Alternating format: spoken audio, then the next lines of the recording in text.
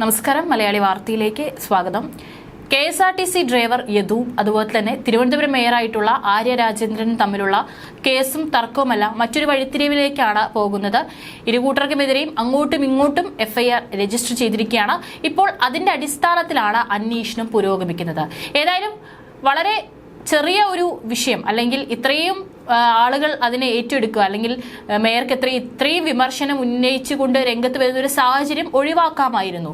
പക്ഷേ ഇന്ന് അത് കേസ് കോടതിയും പോലീസും എല്ലാം ഏറ്റെടുത്ത് വലിയ രീതിയിൽ തന്നെ നാട് മൊത്തം അറിഞ്ഞ് ഒരു നാണക്കേടിന്റെ വക്കിലാണ് ഇപ്പോൾ വിഷയം എത്തി നിൽക്കുന്നത്. അതിനിടെ യദുവിനെതിരെയും മറ്റൊരു നടിയും വിമർശനം ഉന്നയിച്ചുകൊണ്ട് രംഗത്ത് വരുന്നു. അതും സൈഡിൽ കൂടെ അന്വേഷണം നടക്കുന്നുണ്ട്. ഏതായാലും ഈ ഒരു കേസിന്റെ അവസാനം എന്തായിരിക്കും നടക്കുക എന്നുള്ളതാണ് എല്ലാവരും ഇപ്പോൾ കേരളം ഒന്നടങ്കം ഉറ്റുനോക്കുന്നത്. ഏതായാലും ബസ് തടഞ്ഞതിരെ തിരുവനന്തപുരം മേയർ ആര്യ രാജേന്ദ്രനും സച്ചിൻ ദേവിയും എംഎൽഎക്കുമെതിരെ ജാമ്യമില്ലാ കേസെടുത്തെങ്കിലും അറസ്റ്റ് എന്തായാലും നിർബന്ധമല്ല.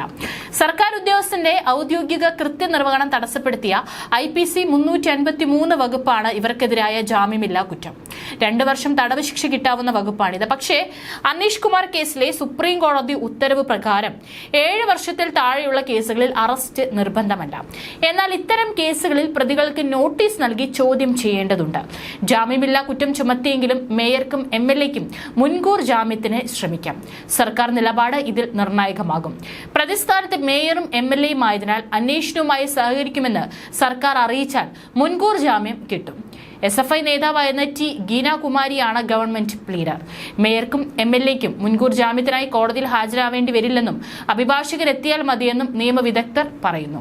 മുൻകൂർ ജാമ്യം അനുവദിച്ചാൽ 2 ജാമ്യക്കാരെ ഹാജരാക്കി ജുഡീഷ്യൽ മജിസ്ട്രേറ്റ് കോടതിയിൽ നിന്ന് ജാമ്യം പ്രാബല്യത്തിലാക്കണം. മേയർക്കും കൂട്ടർക്കുമെതിരെ തെളിവ് നശിപ്പിക്കുന്നേ 7 വർഷം തടവ് ശിക്ഷ കിട്ടാവുന്ന വകുപ്പ് ചുമത്തിയിട്ടുണ്ടെങ്കിലും ഇത് ജാമ്യം കിട്ടുന്ന വകുപ്പാണ്. പക്ഷേ കുറ്റം ചുമത്തിയാൽ വിചാരണ സെഷൻസ് കോടതിയിലാക്കണം. പൊതുശല്യം ഉണ്ടാക്കിയതിനുള്ള വകുപ്പിന് 200 രൂപ പിഴ ശിക്ഷയേ ഉള്ളൂ. അന്യായമായി തടഞ്ഞുവെക്കലിന് 1 മാസം തടവും പിഴയുമാണ് ശിക്ഷ. പൊതു ഉദ്ദേശത്തോടെ കുറ്റകൃത്യത്തിന് ശിക്ഷിച്ചാൽ 5 പ്രതികളും ഒരേപോലെ അത് അനുഭവിക്കണം. മെമ്മറി കാർഡ് കാണാതായതിനെ കുറിച്ച് പ്രത്യേകമായി അന്വേഷിക്കേണ്ടി വരും. മേയർ MLA ബന്ധുക്കളടക്കം 5 പേർക്കെതിരെയും ചുമത്തിയ അതിക്രമിച്ചു കയറൽ കുറ്റം അതായത് IPC 447 കേസിൽ നിലനിൽക്കില്ലെന്ന് നിയമവിദഗ്ധർ പറയുന്നു. KSRTC ബസ് പൊതുസ്വത്താണ്. ഇതിൽ റോഡിൽ വെച്ച് ആർക്കും പ്രവേശനമുണ്ട്. അതിനാൽ ബസ്സിൽ കയറിയത് അതിക്രമത്തിന്റെ പരിധിയിൽ വരില്ല. ബസ്സിലെ യാത്രക്കാരെ കണ്ടെത്തി മൊഴിയെടുത്ത് സാക്ഷികളാക്കും. ഇവരുടെ പക്കൽ വീഡിയോയോ രേഖകളോ ഉണ്ടെങ്കിൽ ശേഖരിക്കും. പ്രതികളുടെ മൊഴിയെടുക്കണം. തെളിവുണ്ടെങ്കിൽ ശേഖരിക്കണം. നോട്ടീസ് നൽകി വിളിച്ചു വരുത്താം. രേഖകളും തെളിവുകളും ഇല്ലെങ്കിൽ കേസ് എഴുതിത്തള്ളാൻ പോലീസിന് കോടതിയിൽ റിപ്പോർട്ട് നൽകാം. എഴുതിത്തള്ളൽ റിപ്പോർട്ടാണെങ്കിൽ കോടതി ഡ്രൈവർ യദുവിനെ നോട്ടീസ് അയക്കും. യദുവിന് എതിർ ഹർജി ഫയൽ ചെയ്യാനുമാവും. ഇന്ന് കന്റോൺമെന്റ് സ്റ്റേഷനിലെത്തി മൊഴി നൽകാൻ യദുവിന് നിർദ്ദേശം നൽകിയിട്ടുണ്ട്.